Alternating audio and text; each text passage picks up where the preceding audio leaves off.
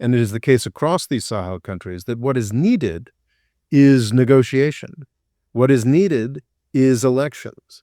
And maybe, that negotiation, those elections leads to some kind of Islamic fundamentalist government. So be it. That's what we got. That's what we have in Syria. And it's fascinating watching that government moderate as fast as it possibly can.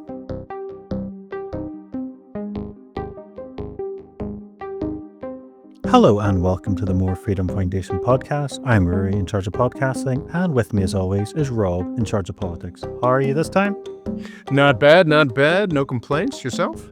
I'm grand. Just a weather warning for rain, but that's not too bad. Yeah, I can't go wrong with that. It's getting toasty here in the New York City area. Okay. And just getting ready for another summer. Okay.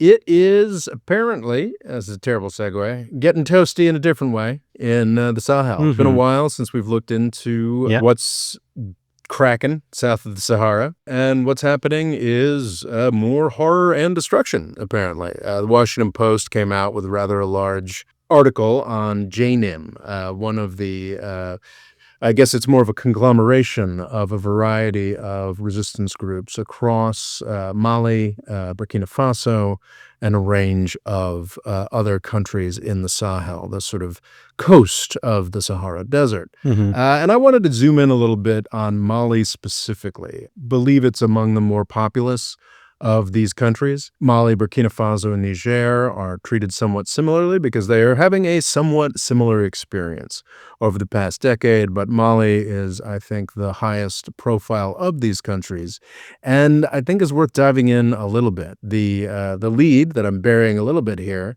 is what we saw this past week is an announcement from Wagner that they are leaving Mali. Now, what that means is very fraught, as I've discovered in a couple shorts that I've run on this. People are really, really, really interested in saying that this is not, in fact, a Russian defeat. But mission accomplished, Rob. That's what they said. Mission said. Accomplished. Yes, exactly. Mission accomplished. And everything's been going so well for Wagner. So while we will definitely talk about what that might actually mean, is it the fleeing of Wagner? Is it, in fact, just a rebranding into the Russia-Africa Corps, what have you? But I would like to use this interesting event to just talk about Mali again, which is evocative of a whole bunch of countries surrounding it, and talk about what a difficult time they've had. What a difficult time they continue to have, and how it's actually possible to look at whether it's a Russian flight or just a Russian readjustment. I think it's possible to look at this as a positive development that might, in fact, lead to renewed peace negotiations in Mali and in the region. Could it be one of the richest countries on earth ever again? Well, that seems unlikely at this point, but who's to say what the coming centuries will bring? Mali, of course, is the famous home of Mansa Musa, who was among the richest people who've ever lived. I don't know. Have you looked at I think the Mali Empire and Mali the country may not overlap that much. I think there's some crossover. But the historic empire of Mali, is that the 1300s? Is that what we're around then? about? I think it's at the time it was only smaller than the Mongol Empire. Oh, well, okay. All right. Before the European conquest of Africa, there were a lot of just a whole range of polities and approaches that Mali actually has one of the more interesting remnants of, which is Timbuktu, which I think was that popularized in like Warner Brothers, like Bugs Bunny cartoons? Was it like you'd send somebody? I just always know it as like a place in the middle of nowhere. Yeah, you send something to Timbuktu, or you put someone in a box and send them to Timbuktu. I feel like that might have come up in some Bugs Bunny cartoons. But it's actually an extraordinary seat of learning. The Islamic, I don't know what the actual terminology it is, but potentates of the Malian Empire or their successors created vast libraries in Timbuktu, many of which have not been fully translated and fully, who's to say what knowledge might lie in those libraries. And one of the great horrors of this past decade is that I believe many of those repositories of human history and knowledge have been damaged. And I think there's a whole book that I never read about a happier story related to that. Some of the librarians of Timbuktu were able to save those some of those archives from jihadists. But yeah, Mali, extraordinarily long history and lineage. Most recently became independent from the French in 1960 and entered the 21st century as certainly a very poor country, but a country that was very possible to be hopeful around. I think in 2002 they reached a milestone that fewer countries than one would like reach, which is a peaceful transfer of power through an election. The oil crisis made things tremendously hard for the newly independent countries of Africa. Independence happened, was a process that did happen after World War II, but there are some who like to imagine that it automatically happened everywhere. The end of European empire was kick. And that is very much not the case. A lot of sub-Saharan Africa did not become independent until Big Bang in 1960, and a number of countries didn't become independent until the 1970s. Essentially, most of Africa became independent just in time for the oil crisis that sort of ended the 30 years of economic development after World War II. And Mali was certainly hit by that, certainly had coups, certainly had, I'm not sure the degree of I think they had civil wars as well that broke down along the similar lines to the ones that they are having now. But by the first decade of this century, they had attained a degree of stability and a degree of economic development that was frankly impressive and filled one with hope. And then guess what happened, Rory? Something happened in 2020, I believe. Oh, much earlier than that. Okay. So we're talking one of my favorite things to complain about would be the United States ripping the economic heart out of North Africa, which was taking out Gaddafi in 2000. I guess Gaddafi was finally killed in October of 2011, and the Malian government had fallen within 6 months. Gaddafi was obviously not an awesome guy. I think quite well known to be But a lot of heads of state tend not to be great, and most other countries don't just get them murdered. Yeah, that is a valid point, Rick.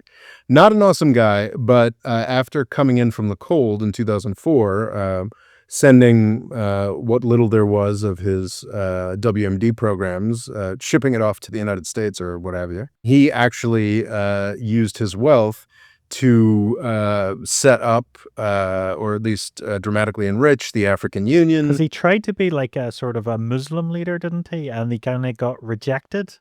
So he was a bit like, oh, I'm in Africa. And that seemed to go very well for him.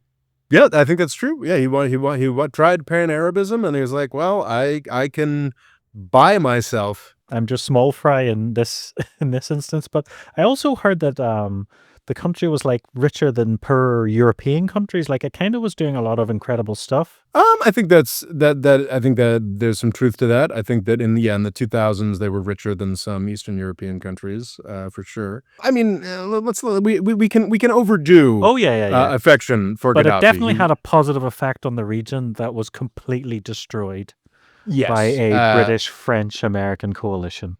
I like that. I like you pointing that out. He that's very right. He did try for a long time to be a leader in the Pan-Arab coalition, but but he was only one of multiple petrostate owners at that point, and there's a lot of money to competition for Pan-Arabism, but for Pan-Africanism, which he really leaned into in the 2000s, his oil and gas wealth really put him heads and shoulders ahead. Because if we talk about how he was a bad man, which is 100% true, we just have to realize that I keep hearing it. I hope it's not true that like one of its biggest exports now is slaves. Like it's just got a massive slave market. So for all his ill, he kept the tribes and all together and kept them all happy and kept it as a functioning country. So just because it was fun and nice to punish this man for his evils, we've now just created unbelievable horrors.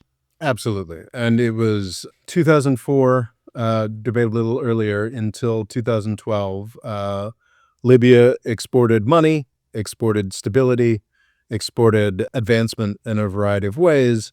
When the United States and NATO destroyed Libya, it sent a wave of weapons and unemployed men of violence surging across the region. And that is the genesis. But also, if you consider the effect that it would have had on migration, so other countries nearby would have wanted to go there. And then when it collapsed, they all then wanted to go to Europe. Yeah. Yep. And that was the genesis of Mali's current nightmare. Now, I think it is possible to oversell how great definitely. Mali was doing before all of these things happened. They had longstanding issues with the Tuareg population. Mali is a very oddly shaped country, if you Google it. It does look very artificial. I think I should go back to my very scientific method of countries should be blobs. Yes. Mali looks kind of like you've sort of overlapped two triangles, kind of like a Pac-Man. So yeah, it does have a very unnatural and I would say unstable shape. Yes. And despite the fact that the Tuaregs are only 3% of the population, that 3% is the majority in sort of that whole northern and eastern chunk of Mali, which is mostly desert. Very inhospitable. Yeah, the majority populations of Mali are the larger ethnic groups. Where it's more fertile. Are mostly down in the south and western chunk, living around Bamako. So there's always been some instability and difficulty.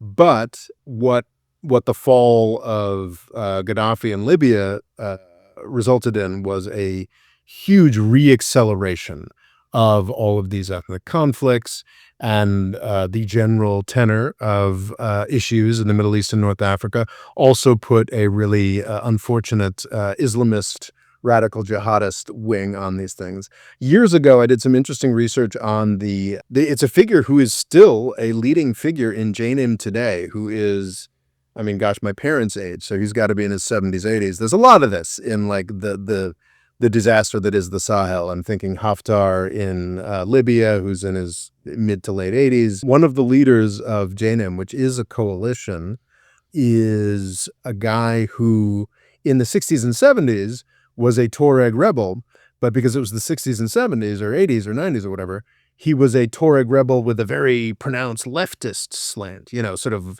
socialist revolutionary, communist revolutionary. And in 2012, he sort of transitioned very easily into becoming a radical jihadist revolutionary, despite the fact that these are ideologies that are very opposed. Just sort of an interesting... You just got to go with whatever's popular, Rob. Exactly. And I think there's a lot... Just like a good politician. There's a lot more of that in international revolution than we typically like to recognize. But he's not the only dynamic. There are other ethnic groups. There are other jihadist groups. It's all a big, nasty mess. So Gaddafi falls in Libya. It was killed in October of 2011. By March of 2012, unrest is clearly heightening, and the military uses this as a justification to have a coup and throw out the democratically elected government. That's March of 2012, and by April 2012, the Tuaregs had taken a large swath of the north and west of the country. And I think by June and July, they had taken Timbuktu, just sort of moving into the center of the country.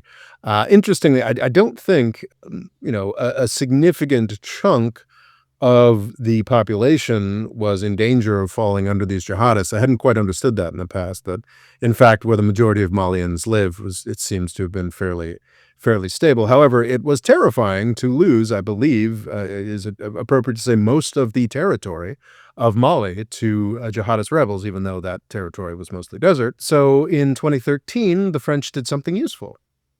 And actually came in and helped put down this jihadist But were rebellion. they requested by the government of the time? They were requested by the coup government of the time, yes, which is key. And a recurring dynamic in these coups is that the military keeps thinking that the civilian governments of Mali are too easy on the rebels. And of course, what a decade of this kind of thinking has led to is a much, much powerful group of rebels, because the military's answer to, ooh, we got to get tough, we're going to get tougher, we're going to get tougher, is to kill a bunch of people, which, frequently includes... It's a great way to recruit some rebels. Exactly. So this is sort of what happened in March of 2012. We had a coup to really get tough.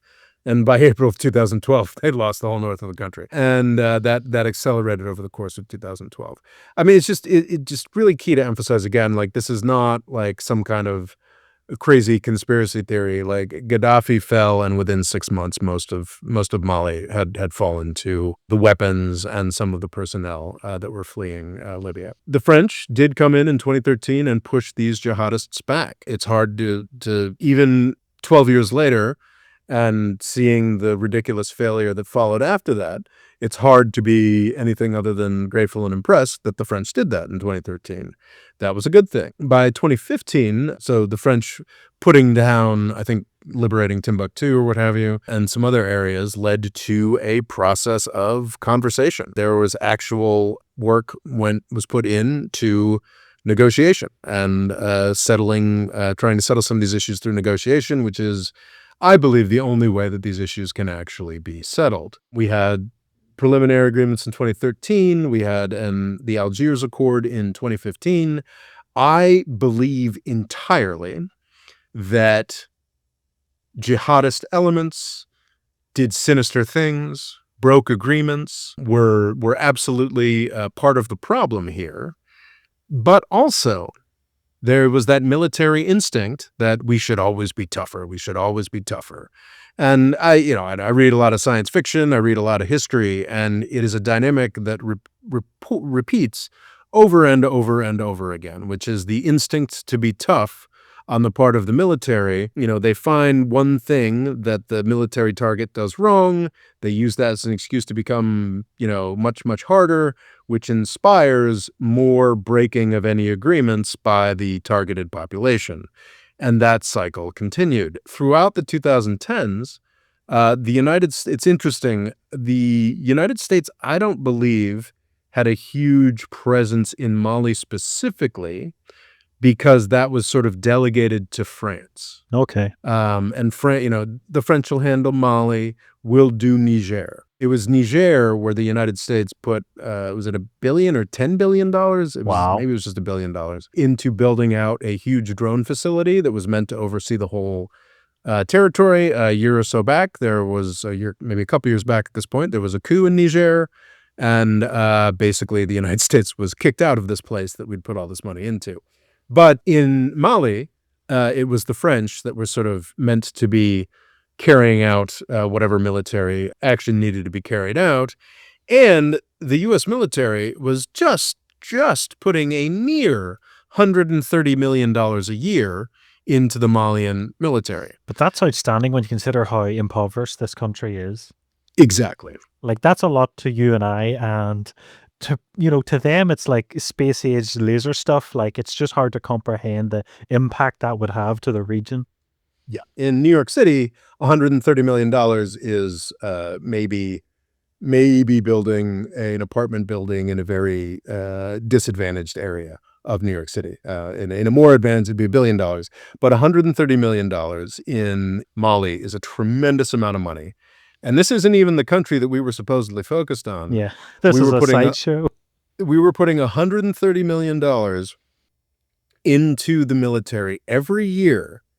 And I'm sorry, there was probably, maybe 10 of those were for, USAID programs or whatnot. But the vast majority of the $130 million we were putting into this country across the 2010s was in beefing up the military and beefing up the we got to be tougher on stuff instinct in Malian politics. That's a really bad instinct in a very diverse place that doesn't really provide a lot of benefits. We were basically beefing up a military that was attached to a government that, didn't have much presence in most of the country other than as a military. So it was a bad bet throughout. And people got angry because despite the agreements, despite the get tough policy, despite the hundreds of millions of dollars we gave to the Malian military, despite, crucially, the presence of the French for most of a decade, these are the old colonial masters, And between 2013 and 2023, there was also a large United Nations contingent on the ground as well. And people got really angry because the jihadist issue was not going away. Sure, the government had control of territories, but I don't know when in particular these various groups coalesced into JNIM, but it continued to be an issue.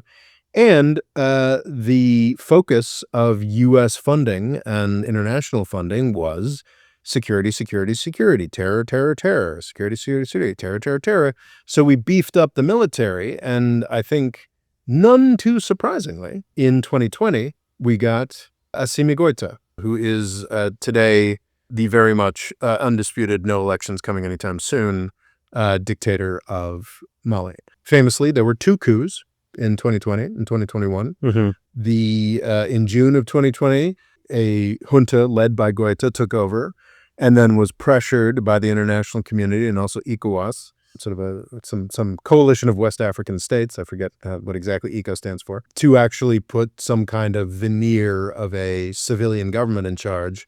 And then less than a year later in 2021, they said, actually, no, thank you, and cooed out the civilian government that they had put in as window dressing to defend itself. Essentially, their sort of fake civilian government decided that it was a real civilian government and had to be abandoned. So those were the two rapid fire coups, and this is where Russia comes in because the UN and France leave at this point. Yes, it takes some negotiation, very similar to the process that happened a year or so later in Niger. The coup takes over because like France and the UN, just like the United States military, have incentives to continue whatever they're doing. Yeah. There's nothing that a wealthy country likes, post-imperial country likes more than an excuse to use military force.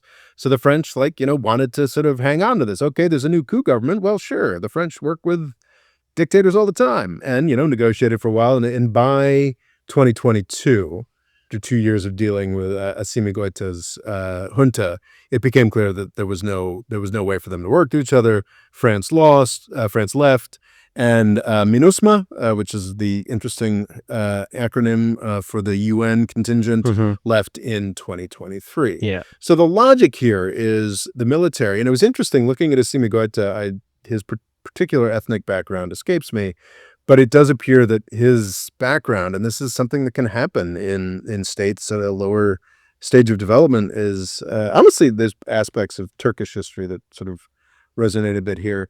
It seems like his main ethnicity is the military.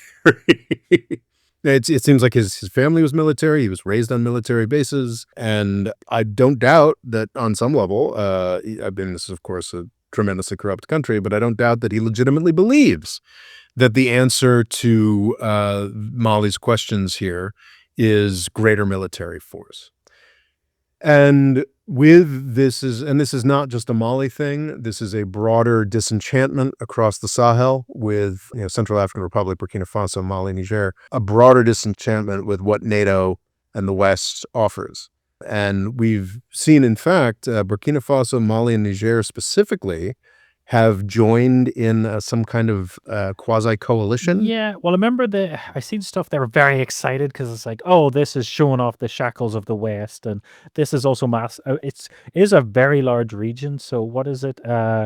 Mali, Niger, Burkina Faso are joining to make a alliance of Sahel states. There was already an organization, still is today, called ECOWAS. Economic Communities of West African States. But it is a larger coalition of these West African states that is dominated by Nigeria. And Nigeria is still seen as, I think, more broadly in the camp of the United States, the West, in part because it sells so much oil and gas to us. So it's an interesting approach, and I'm certainly all for sovereignty or what have you. And I can certainly understand why Mali, Burkina Faso, and Niger are sick of the United States on a whole range of levels. So, I mean, it's kind of interesting, this new coalition or what have you, and I can understand why they're angry at everybody. But I'm afraid that it's interesting because this new coalition of coup governments is funded by the United States military-industrial complex. That's what the origins of all their equipment came from. Most of their training came from. And their answer is, let's go with Russia. It's fascinating because I could see, elements of U.S. training, perhaps ways that U.S. Special Forces talk about their work. We're like, oh, there's too many rules and, we're being constrained by the lawyers back home. So what has been going on since 2023 and arguably since 2021 is a experiment in Mali and a range of other countries is, what does it mean when we really get tough? When we stop being concerned like the French and the Americans are with like what the pointy-headed State Department lawyers think. We're going to let the operators be unleashed. And the answer is you lose. The answer is you're in exactly the same situation you were in before. Hey, Rory, do you like the More Freedom Foundation? I do. Would you like us to keep being able to do the More Freedom Foundation? That's something I think is a wonderful idea. Could you please tell me more? The way to do that would be to sign up for Patreon. Patreon is a crowdfunding service, kind of like Kickstarter, except it allows you to send us a certain amount of money every month. Are there any benefits I get if I sign up to Patreon? There is a Discord server, which is just for Patreon members. Folks love it over there. We got a lot of really smart folks talking about the news of the day. I find it really useful for my research sometimes. So we've got that Discord server, and we've got not one, but 2 patrons-only events every month. We've got the patrons-only newscast, where patrons suggest stuff that I should look into, and I provide sort of a capsule update for the month. And then we have, on the Discord server, we have a chat with me and the patrons. So if you have ever wanted to be in my position, asking Rob questions, then there's your chance. There you go. Yeah. So that is available only to people who sign up on Patreon. I hope you'll join us there. Because obviously, you and I can't totally verify these things, but apparently the way that Wagner was behaving was significantly worse than these terrorist organizations, and was just like an incredible recruitment process, because I assume the French would have some morals and trying to operate in ways and be professional, but because Wagner aren't technically Russian government, they're, or what do you call it, a private contractor outside of that, they're just going to be completely, off the chain doing horrific things. And yes, it's not won them many favors in the region. Yeah, I don't doubt that there were plenty of war crimes committed by the United States and France, but Russia is on another level. Yeah. And as you pointed out, Russia's private mercenary group is on another level beyond Russian military forces. So they're basically giving protection. So they're going to take a cut of the minerals that come out, predominantly gold. So they're doing very well out of it, and then the government basically get, would it be somewhat free protection? Is that kind of the deal? Oh, I mean, I can't speak to the minutia of the contracts, but what's fascinating is how they've kind of replicated the French experience in miniature. In 2013, when the French military came to Mali in force, there was great initial success. They pushed the jihadists out of Timbuktu. They pushed the jihadists to the negotiating table. And then nothing. And things got worse. And the French were just still there. It seems like the Russians kind of did the same thing. I think there was the town of Kidal, perhaps, in northeastern Mali. The Russians very brutally helped the Malian government retake that town. Initial big success. Military stuff works. But at the end of the day, you still are trying to set up a control of a very ethnically diverse place where the government isn't offering much more than a bullet.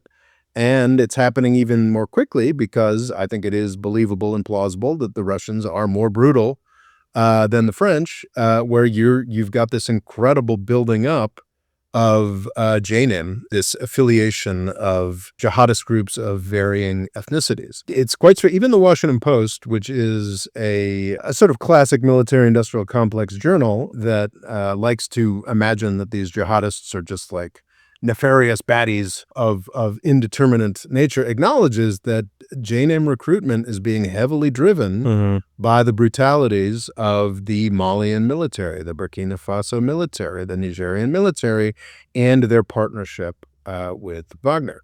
So it's transparently clear that this experiment of a higher degree of Russian brutality has failed. It is, as I think we did predict, and anybody could have predicted. This idea. So they need to be a bit more Gaddafi. Who needs to be a bit more Gaddafi? The Malian government, as in you need to show a bit of kindness and love towards your people and not just do unspeakable horrors. But I may have seen the worst economy I've seen yet, which is Mali's economy. Usually you want to be diverse and you want to have lots of different industries. Mali's, not only is it just like 95% raw materials, it's just gold. Just gold. Just gold. Yeah. Not a particularly diverse or successful economy, which will happen if you've been at war for over a decade, thanks to the United States. It is quite grim, but I do see some glimmers of hope here, because they have continued to try the same thing over and over and over.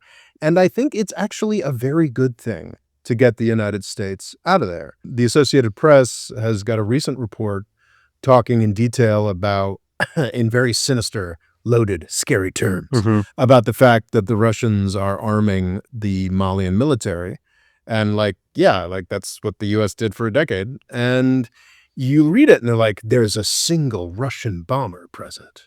And it's just like, it's like, one? It's like, the fact is that the Malian military has lumped for the idea, possibly put forward by U.S. sources as well, that just a higher degree of brutality. If we just went after the terrorists the way the Russians go after terrorists, we'd win for sure. Just like Russia.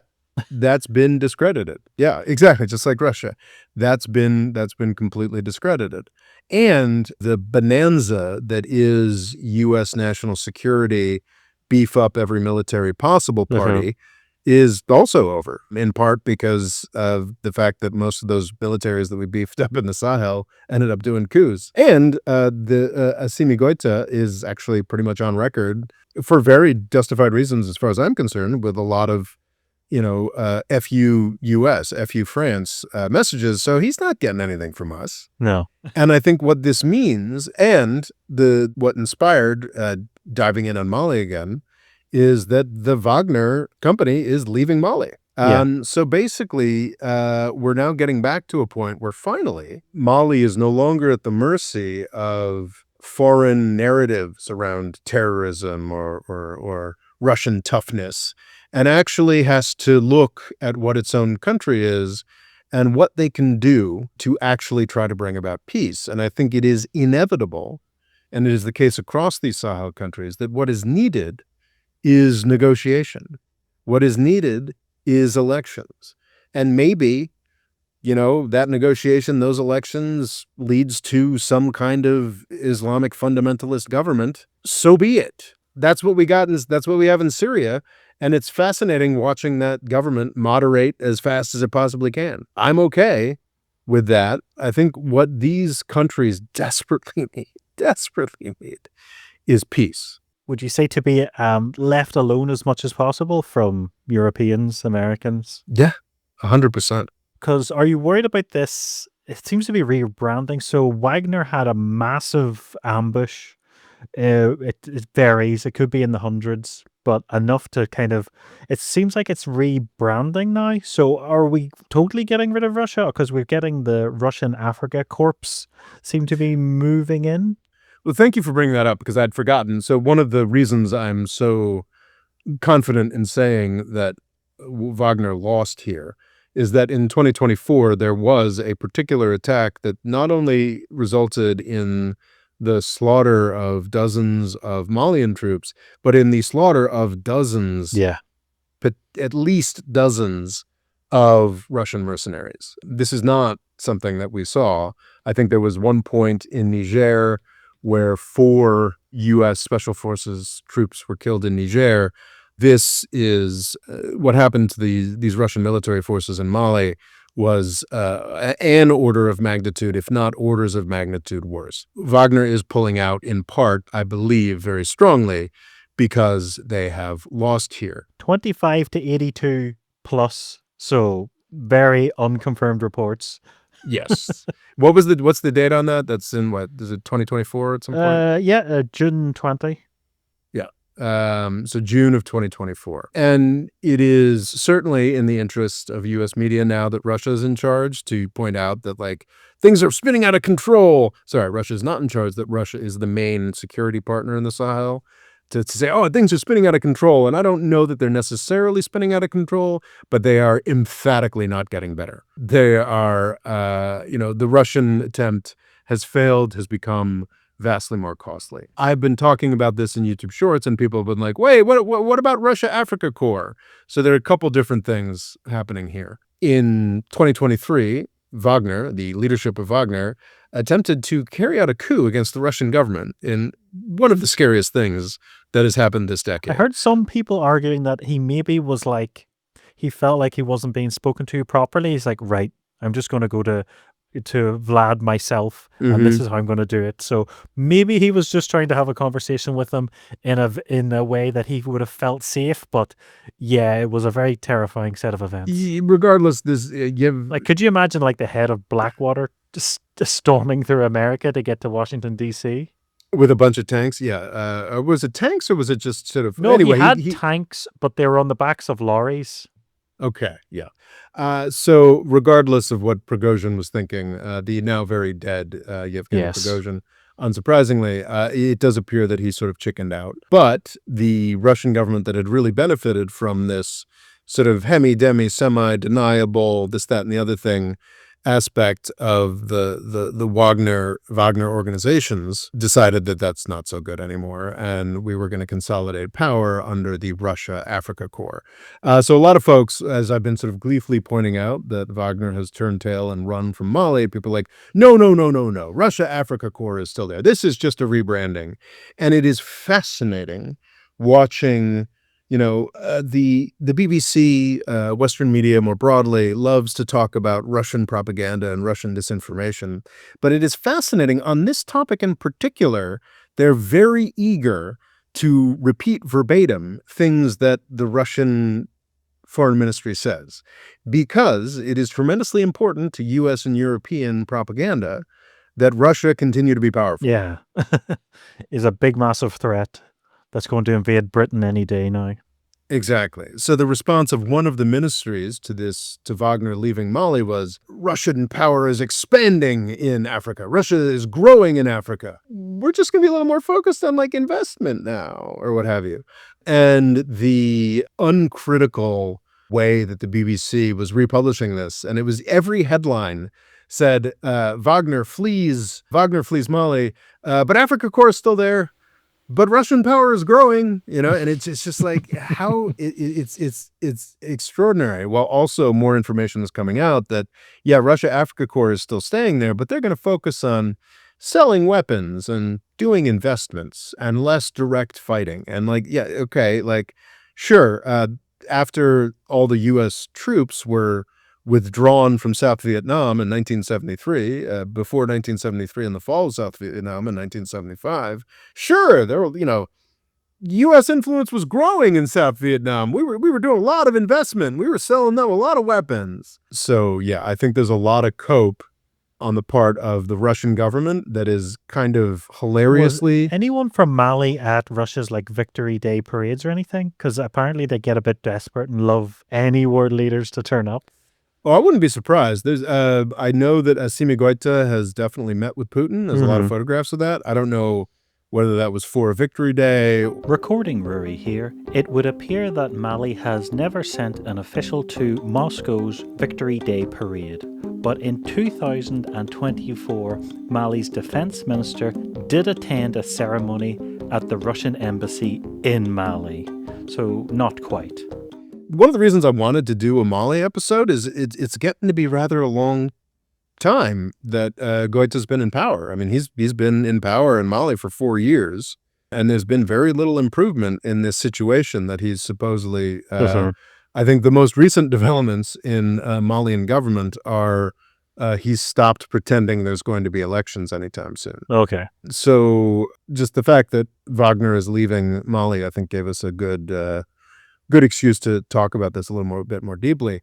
Whether this is actually what I believe it to be, which is a retrenchment and a defeat for Russia, whether it's that or just solely a rebranding from Wagner to Russia-Africa Corps, it's pretty undeniable that Russia has failed pretty utterly to solve this situation the way that they had promised. I was just going to say, like, when was the last time this number of, say, American soldiers was killed? Because it's just a fabulous disaster. I mean, Lebanon comes to mind. Most of the high fatality incidents in the War on Terror were a large helicopter getting shot down or something along those lines. I think some of the worst days in Afghanistan and Iraq were usually sort of a high capacity helicopter getting shot down, and those would be like a couple dozen Can you guys. see this JNIM taking over the country at some point? Not really. Okay. And that was sort of emphasized in my research. It's like, yes, there are a lot of really angry, really marginalized minorities in Mali with some serious grudges and serious capacity to take all those desert oases that are most of the cities in, outside of Bamako. But then there's that sort of edge of Mali. So sure, like, could JNIM take most of the physical territory of Mali? Possibly. Would they ever have more than 10% of Mali's population? Almost certainly not. Which isn't to say, like, they don't have to take Bamako. They can make Bamako really unpleasant with, terror actions, that sort of thing. But yeah, I diving back into this, it was sort of, because I've seen a lot of really like legitimately alarming reporting out of the Sahel recently. But with Mali specifically, it does seem like there's, limited sympathy for a lot of these jihadist groups around the main population centers. So Could you see the possibly South of Mali splitting in two? As I talked about, we do have our sort of Sahel region, and then we have our more southern region that's a lot more green and has a much larger population. Could you see this sort of splitting of those two, what do look kind of unwieldy parts of the country? I don't know that anybody's talking about that yet. I think that's possible. I don't. Yeah, that's definitely. You're just looking at Mali on a map. It's kind of hard to believe that this is supposed to be one country. But also, I'm a huge, but it has been one country for at least 65 years, and there's a lot of history behind that should not be dismissed. Overlooked. And it's frustrating because you look at like the 2000s where they did have functioning institutions and a level of agreement between the central government and some of these ethnic minorities that are more dominant in different geographical areas. And it's always, I think I made a mistake in the early years of this channel of getting really excited about the idea of divvying up Iraq. I have that in common with Joe Biden, and I have since come to regret that massively, watching the way that Iraqis of all faiths and ethnicities have sort of worked hard to continue to have a unified country.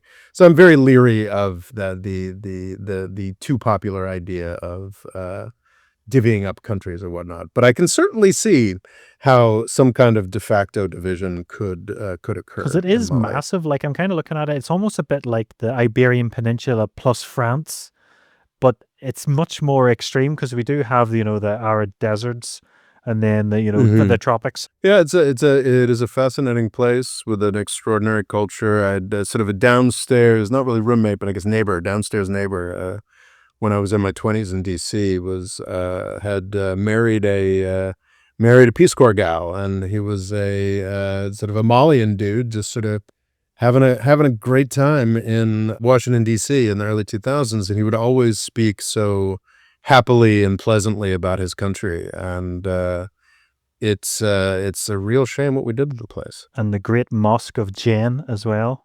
This is also on the coat of arms. There's a fascinating history of Islam and really African power that Mali claims, and it is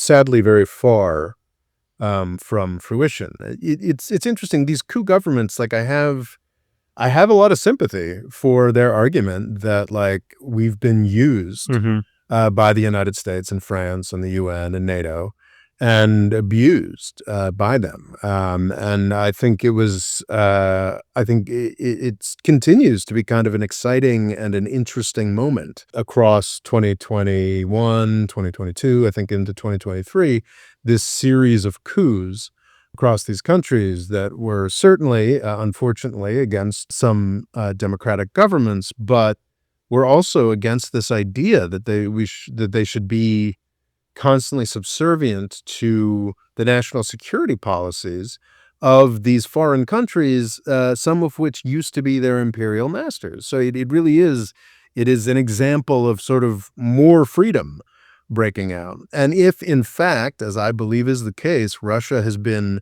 discredited and defeated here, then perhaps this is an opportunity for the next stage of that story. You can say, well, okay, like Mali has now dealt with the ramifications of the destruction of Libya, dealt with the neo-colonial relationship that France and the United States wanted to put them into, dealt with the silly militaristic idea that all you needed was Russian savagery to solve the problem, and now could perhaps move forward and actually begin peace negotiations. That could be way too optimistic an interpretation, but I could see the contours of that being possible, you know? So a very optimistic episode we're going with.